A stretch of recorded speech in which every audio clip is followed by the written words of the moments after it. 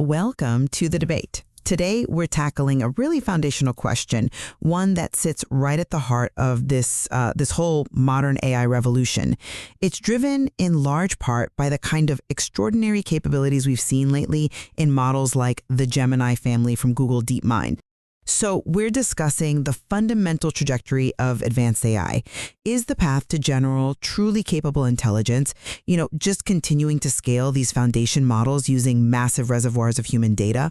Or does it require maybe a more radical, immediate shift towards systems that learn primarily through, self-generated experience? Yeah, that framing is excellent because it really does highlight this growing tension in the field right now. We're essentially arguing about two, let's say, philosophical approaches to building intelligence. It's what David Silver has framed as the era of human data versus the era of experience. Right. And my position is pretty firmly rooted in that era of human data.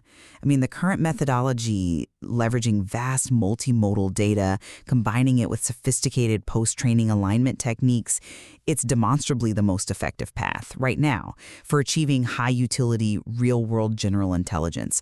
We really need to perfect the models built on this incredibly rich, complex knowledge base that humanity's already created, rather than just abandoning it prematurely. And, I come at it from a different angle. Okay, the results from this scaling approach are undeniably impressive. Market utility, benchmark scores, all that. I argue that maximizing intelligence based purely on human-generated data introduces some really fundamental theoretical limitations and biases. To achieve true novelty, true reliability, and ultimately superhuman capability that moves beyond just being a sort of mirror of human thought, a shift towards AI systems learning from objective, self-generated experience isn't just necessary, it's conceptually critical. Okay, let's try and ground this in current achievement then, because the capabilities of models like, say, Gemini Ultra are, for me, the crucial proof point for the current paradigm's success. I mean, this is a model trained on an immense scale of varied human data, text, image, audio, video. And importantly, it was the first model to actually surpass human expert performance on the MMLU benchmark. It scored, 90.04% compared to the 89.8% human expert score. That 90.04% is, yes, certainly an astonishing number, I agree. But we need to step back and ask what MMLU actually represents. Well, MMLU, Massive Multitask Language Understanding, it tests the model's ability to synthesize and reason across 57 distinct academic subjects. We're talking everything from complex mathematics to professional legal analysis. Achieving expert-level synthesis there isn't just simple regurgitation, it really is high-level knowledge application, and it's derived directly from that scaled foundation model approach. That success shows the ceiling of human data. Well, we're far from hitting it yet. I see why you think that, but that achievement is still predicated on assimilating what humans have already recorded and categorized. Like you said, it's a mastery of our academic subjects. And this is the core conceptual limitation for me. Systems trained exclusively on the internet, on human documents, human code, they are fundamentally bounded by the existing ceiling of human knowledge and, frankly, human bias. So the current approach gives us an incredibly sophisticated expert mimic, yes, but it does not, just by its very nature, provide a genuine pathway to revolutionary, objective discovery that actually transcends the human condition. But the model is only usable and, importantly, safe because of what we do after that initial pre-training. The post-training methods are absolutely essential here.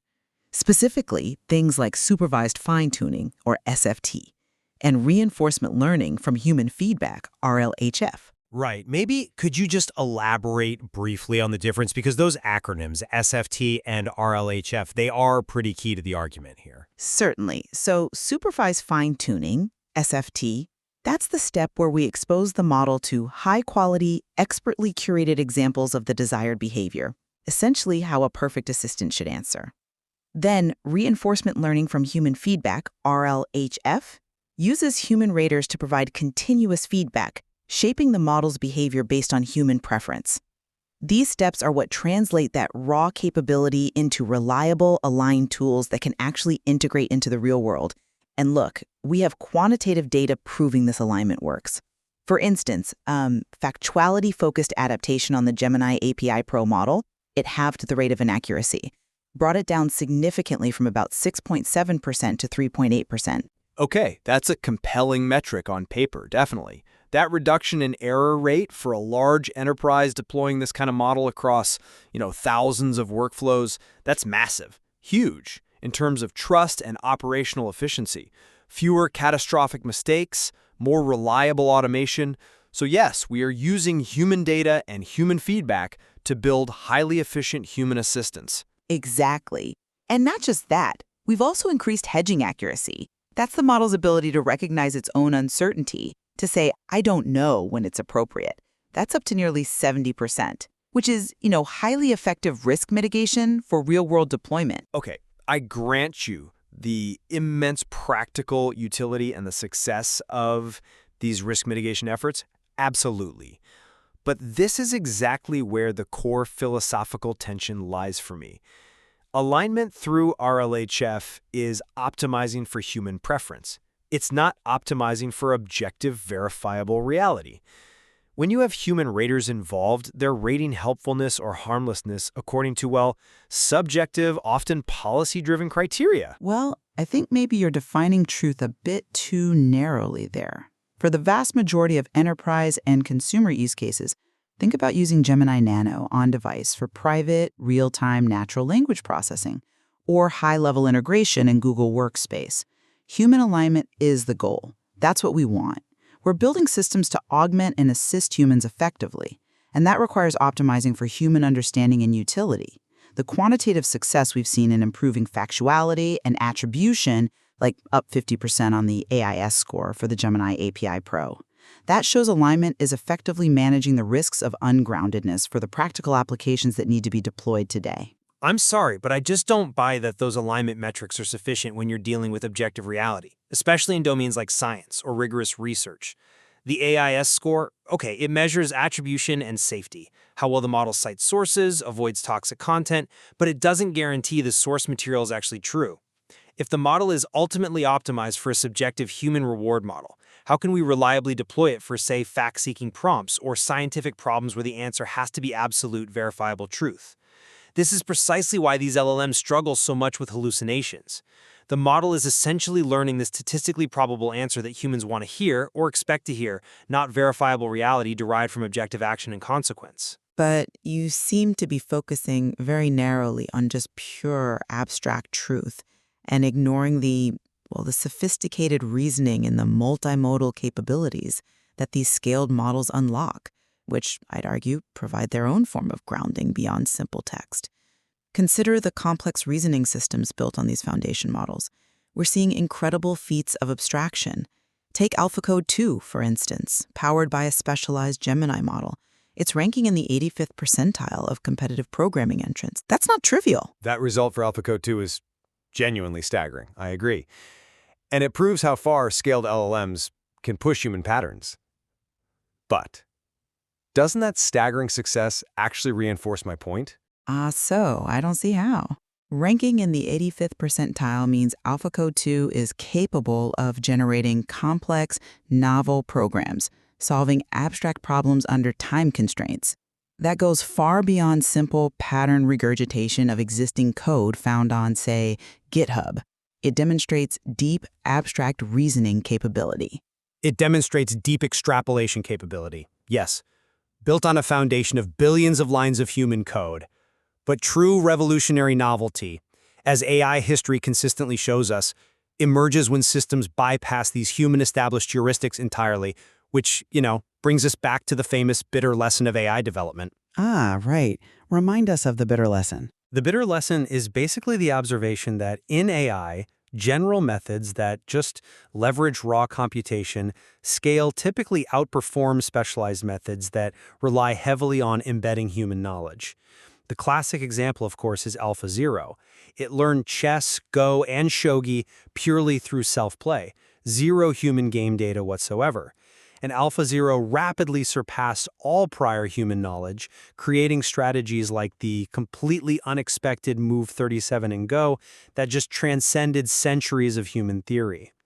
That novelty, that kind of breakthrough came from learning objective consequence within the rules of the game, not from assimilating human records. AlphaCode 2, while again astonishing, is still fundamentally extrapolating human patterns. Okay, that's a powerful argument, definitely. But that move to pure self-play, it really only works efficiently in these closed, highly defined environments, right? Like Go or chess or formal mathematics, where the reward signal is perfectly clear. You either win or you lose. The real world, the world of enterprise integration, multimodal interaction, casual user assistance, it's fundamentally messy. It's open-ended. You can't easily define an objective reward function for, say, summarizing a document well or generating a polite email.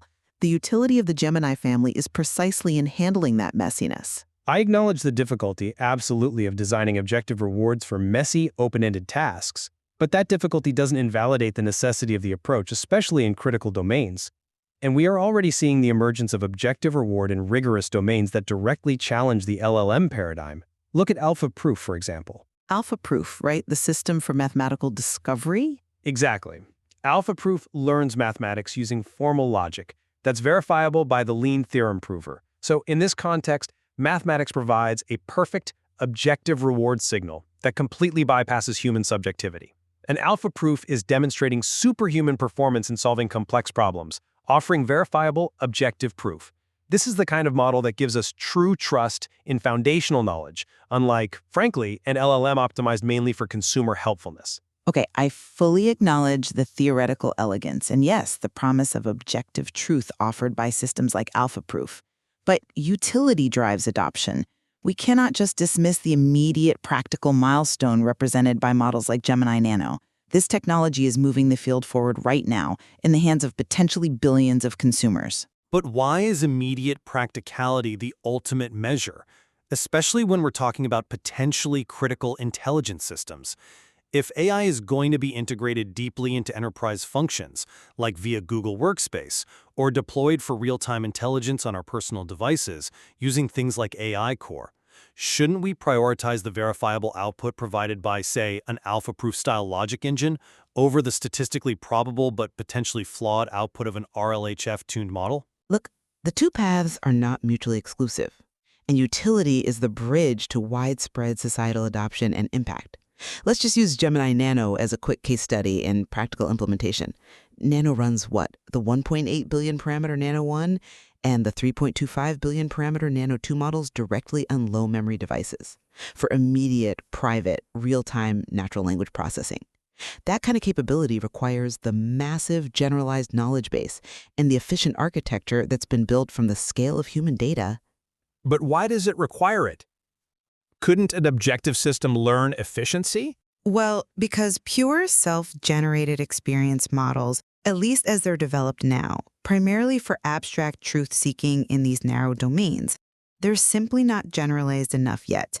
They can't handle the sheer diversity of tasks, from instant summarization to suggesting replies in an email, that a consumer or a developer demands on a daily basis from an on-device AI.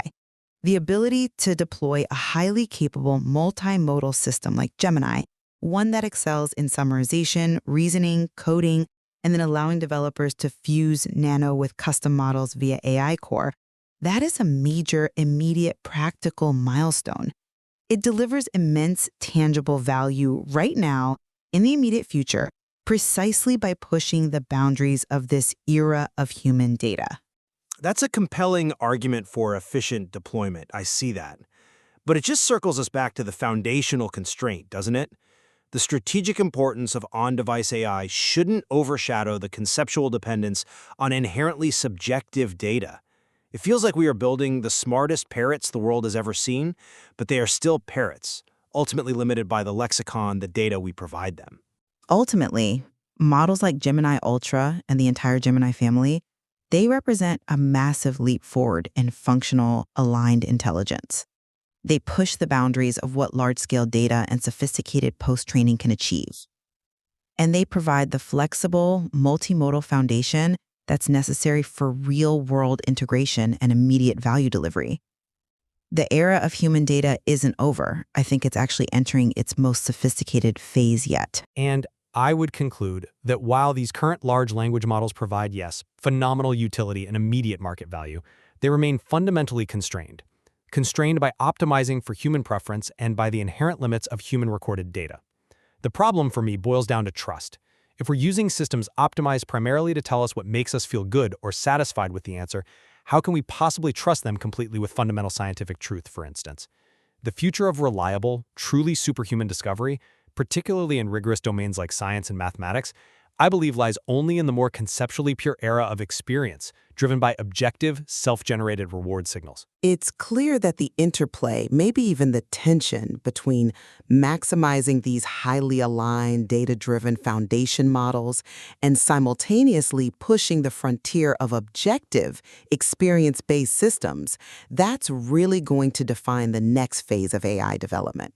We're wrestling with two essential and sometimes competing demands: incredible utility now versus potentially objective, verifiable novelty later. Indeed, and both approaches are likely vital, if for fundamentally different reasons, and perhaps ultimately serving different masters. Understanding both the ceilings of the current approach and the horizons of the next is crucial for anyone trying to figure out where AI is really headed.